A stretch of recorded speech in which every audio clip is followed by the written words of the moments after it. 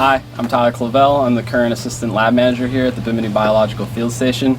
Our research facility is a world-renowned shark research lab that was founded in 1990 by Dr. Samuel Gruber. This is our photo wall. This has photos from the daily life and research at the lab over the last 20 years. And it's one of my favorite places in the lab. It's a great place to brush your teeth and look at the new photos. We're very conservation oriented. The facility was designed after a research vessel, which is what Doc used to come over on prior to forming the lab. You know, we rely on rainwater, we desalinate our own water for drinking. We do all our own repairs, maintenance, cooking, cleaning. You know, we're very self-contained. So this is the lab within our lab.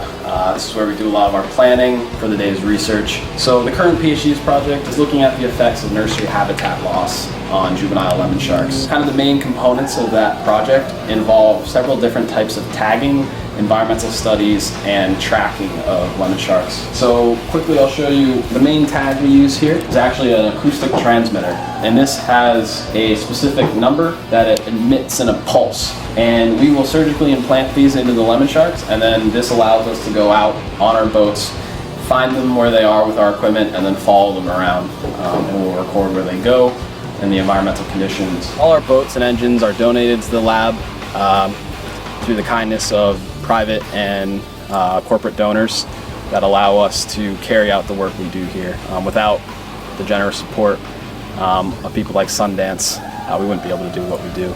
So this is our back beach area, just down the path from the lab. This is one of the more important parts and why the lab is where it is.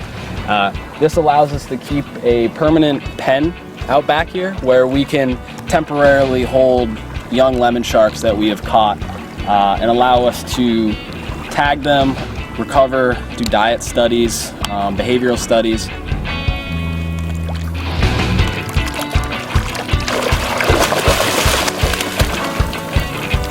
So this is a little lemon shark. They're named mainly for their coloration is where they get the common name. As you can see, it's kind of a nice sandy yellowish brown. The scientific name, Negaprion brevirostris, basically means no-saw, short nose. Basically because they've got a fairly blunt nose and their teeth aren't serrated. This guy, I would say, is probably around 3 years old. And if you notice, up by its head, it's got black peppery spots on it. Those are what are called the ampullae lorenzini, and they're little jelly-filled pores that are how the shark can detect weak magnetic fields. The last thing I'll point out is her nostrils, and you know the shark is famous for its sense of smell. And each one can function independently. There's two openings, an in-current and an ex-current opening, where water comes in, passes over a really complex organ, which is how the shark is able to detect really small amounts of, trace amounts of an odor, and one passes out the ex-current opening. Yeah, that's the lemon shark. So I hope you enjoyed your tour of the Bimini Biological Field Station. If you want to learn more or are interested in volunteering here at the lab, the best thing to do is go to our website, which is www.miami.edu/sharklab.